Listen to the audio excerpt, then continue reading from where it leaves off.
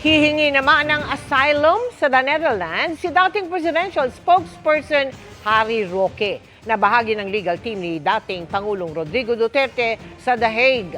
Sa gitna yan ng dati ng warrant of arrest na inisyu sa kanya ng House Quad Committee para sa contempt. Nakatutok si Tina Panganiban Perez. Ni dating presidente Rodrigo. 6 na buwan matapos ipaaresto ng House Quad Committee dahil sa contempt, lumutang si Attorney Harry Roque sa The Hague, the Netherlands noong Biyernes para magsilbing legal counsel ni dating Pangulong Rodrigo Duterte sa International Criminal Court. Nagtataka ang Quadcom kung bakit nakalabas ng Pilipinas si Roque na itinuturing nilang pugante. I'm sure gumamit ng passport niya pagdating niya dun sa Netherlands, and yung kanyang port of origin will definitely be reflected in his passport. So bakit hindi na-inform ang Bureau of Immigration tungkol dyan? O bakit walang aksyon ang ating Bureau of Immigration? Nahaharap si Roque sa reklamong human trafficking at iniimbestigahan ng Quadcom dahil sa pagkakasangkot niya sa iligal na pogo sa bansa. So, nagtatago nga siya pero doon, napaka-komportable siyang naglalakad, no? And hindi pa nga namin alam talaga kung from what country siya before Netherlands ang galing. Nakabinbin po ang aking petition sa Korte Suprema para ideklarang labag sa saligang batas yung investigasyon na ginagawa nila. Fake news po yung sinasabi nilang pugante ako dahil ang pugante po ay tumatakas sa isang arrest warrant na inisyu ng isang hukuman.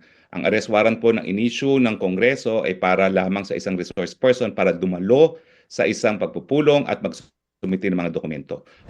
Nilinaw ng Quadcom ng Kamara na walang kinalaman ang contempt at detention order ng komite laban kay Attorney Harry Roque sa pagiging abogado niya ni dating Pangulong Rodrigo Duterte sa The Hague, the Netherlands.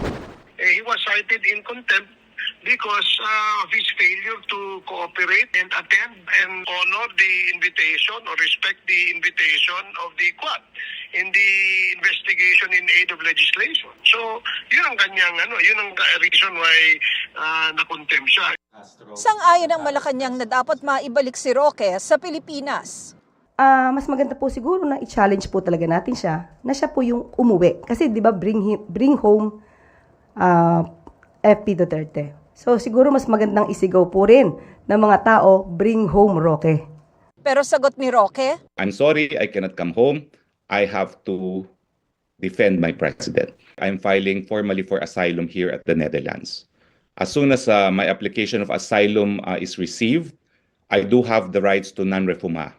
Non-refoulement under international law means, number one, non-deportation until matapos yung investigasyon if I'm entitled to asylum status, and number two, non-prosecution for illegal entry. Pero legal naman ang pagpasok ko dahil meron akong visa. No? hinihingan namin ang pahayag ng Department of Foreign Affairs at Bureau of Immigration. Para sa GMA Integrated News, Tina Panganiban Perez, nakatutok, 24 oras.